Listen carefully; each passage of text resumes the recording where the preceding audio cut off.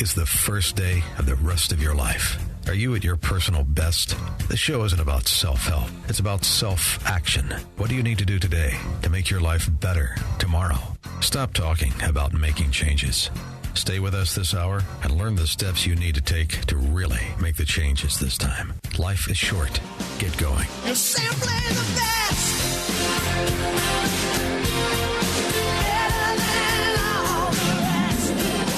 And now, your host of Personal Best, Kristen Tews.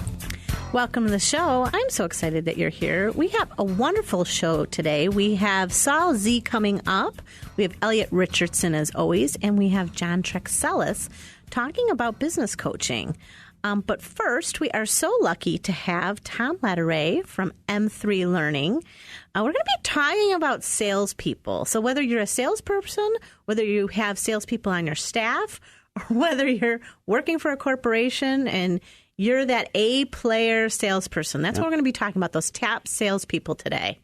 And I think this is a really interesting topic. We're going to talk about A-players, if you will. Yeah, definitely. Well, thank you for having me, first off. Well, you just have to tell us a little bit about you, Tom, because it's kind of interesting how you've obviously been in sales for quite a while. Yeah, so I've really been in sales, out of college. I spent 15 years in the building materials industry. And it can't be any more fascinating than selling windows. And what was interesting was how I got into consulting was when I was the vice president of sales, one of my regional managers read this book called Proactive Sales Management, written by a guy named Skip Miller. So we hired Skip to come into our organization. This was about 12 years ago.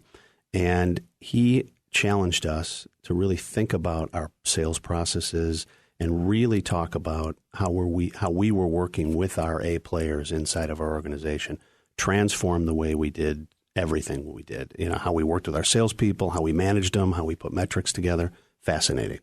But see, now this is what's interesting. And a lot of people talk about their A players. You know, they might have a lot of salespeople, but it seems in every sales organization, and maybe I'm generalizing too much, there's always that small group that are the real top performers. If they're not there or they leave, you got a major crisis. Yeah, we call it the 80-20 rule. I mean, and we see this in a lot of organizations that we work with. 20% of the salespeople are giving you 80% of either the revenue, the gross profit, maybe the new customer acquisition, whatever those focuses are. You've always got, in a lot of organizations, you've got just a few key individuals who are giving you that. And the interesting thing is you got to keep them.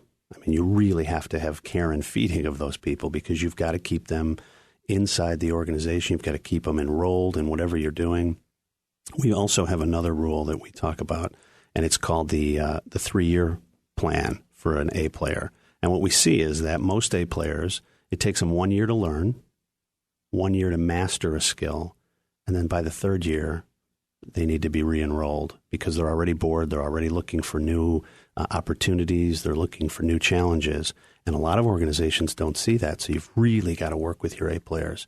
You know, we see in a lot of companies, the managers will spend their time with their C players. Instead of their A players, they think to themselves, well, we hired a superstar. This person's getting all the results and getting all the numbers. So I'll just, I don't want to get in his way. But the reality of it is you help your A players, you remove an obstacle, and they can all of a sudden give you another 20 or 30% bandwidth. Fascinating. But see, now that to me is very interesting because I think a lot of times people think, I think one thing you say is, stay out of the way of your A players. But the other thing I think that some companies do wrong, and you're probably going to challenge me on this, but I think they have to be cautious that they don't coddle A players too much or they lose control of their company. I think some people feel like they're under ransom from their A players. What do you think? I love that. I think you're so right because typically the A players are the hardest to manage, right? They're the ones that are really going to push you as a manager. They're going to push your organization because they see something. I mean, they're close to the action. They're the ones who are making things happen. So they're the ones who are always the manager's worst nightmare, because you've got to manage them and they make everything difficult for you. But the reality of it is they're the ones who are really pushing the boundaries. They're pushing the limits of the organization. But you're right. I mean, you still have to set guidelines. You still have to set metrics. And it's really important that they become model citizens, because what you're trying to do is you really want to take what they do and can I replicate that inside my organization? Can I, if I can franchise what my A players do inside of my organization, and now all of a sudden I take my Bs and my Cs, the A player will just drag them along. The A player will be 20, 30, 40% above everybody else. And then all of a sudden you're not even having a C player conversation, because you realize the gap between your A player and your C player is so large, the decision is easy to make. No, that's interesting also, because I think some companies, some CEOs or, vice presidents and who are looking at their sales team and say, I got to increase my sales. So I've got, 3 A players and I've got 3 C players. I don't have any B players. It always seems like a lot of times they're on both ends of the spectrum. Mm-hmm. And they say, I'm okay if the A players stay where they're at. I don't want them to have too much control of my company. So I'm going to make all my C players B to A minus players. So we'll spend all of our time trying to get our C players up to a level. And so there's an interesting thing. I don't know if you've ever gone through any Gallup training or anything, but they're in Kansas City, and I went to a 3-day program with them. And one of the things they taught, which I thought was fascinating, is you can teach, so let's say a typing class. You teach somebody who types 100 words a minute and somebody who types 40 words a minute. They both take the exact same class. The person who was typing 100 words a minute all of a sudden is typing 180 words a minute. The person who was typing 40 is typing 50 words a minute. So they improve, but the incremental improvement is small compared to the massive improvement you get from an A player. And so we see that a lot. If you focus your time on your A players, you make them A pluses, remove 1 or 2 obstacles, and they'll give you performance like you never would have known. They're the ones who can double their performance if they're challenged, and if you put them in an area where you're really trying to stretch them, trying to stretch their limits. The C players, you're still correcting fundamentals and you're still correcting foundational stuff. The A players got that figured out. What about somebody who says, everybody's a C player at some point. You got to go through the ranks to become an A player. Sometimes it seems like people say, I don't have the time to mentor a C player. That's a great point. And so I'm going to go 2 ways on that. First off, I think our job as managers is we have to be great coaches, right? We have to mentor, whether it's an A player or a C player. Tiger Woods is the greatest golfer that we've ever seen in our generation, many would say, and he's got a coach. And so you wonder, what is it about being a coach, being a mentor, that you really have to do? And so I think the same challenge is you've got to be using the same skills with your mentoring and coaching with your A players. A lot of people don't think like that.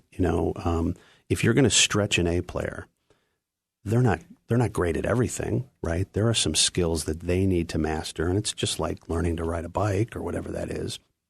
We get great at skills in hindsight, right? You look at something that looks to be impossible, and then so a C player could become an A player. Maybe C player could. I think what you do with your C players, in many cases, a C player is a C player because they haven't been told what to do properly. They haven't been passionately enrolled into what you're trying to accomplish. Yeah, because I've met some C players at one company that are A players in another. Fascinating, right? Isn't it? Yeah. Because it's maybe somebody invested them in enough to say, no, you're not doing this right. Yeah. And it doesn't have to be harsh or nasty. I think in some ways we're all still kind of like children. We know you got to be pushed, and there's competition and there's different things. I mean, I've been in sales forever as well. And I think there's a responsibility of the manager to push people's limits. I agree. And I think the other responsibility is, as a manager, really to understand what each individual needs. So in many cases, we try and manage the same way across the board, instead of looking at, my A player needs are different than my B player or my C player. And so, maybe with the C player, the question I have to ask is the reason the C player is a C player because I haven't pulled out whatever is great inside of that person? Have I not done my job to make that C player, give that C player all the opportunities to do it? Wonderful point. Okay, Tom, you have to tell us how we get in touch with you. So probably the best way, m3learning.com. Easy. You can learn all about our company. My email address is tom@m3learning.com. And my cell phone is 847-528-2738. Well, this has just been so wonderful. Real quickly, in 10 seconds, one piece of advice that you could give us if you could only choose one principle, what would it be? If I'm a manager, it's tell them, show them, watch them, coach them. And so really go into this place of my job is to do all four of those things all the time. And I can, make A players and C players tremendous. Wonderful advice. Tom, thank you so much for being here today. Thank you very much. Thanks for having me. Tom Latourette from M3 Learning. Stick around.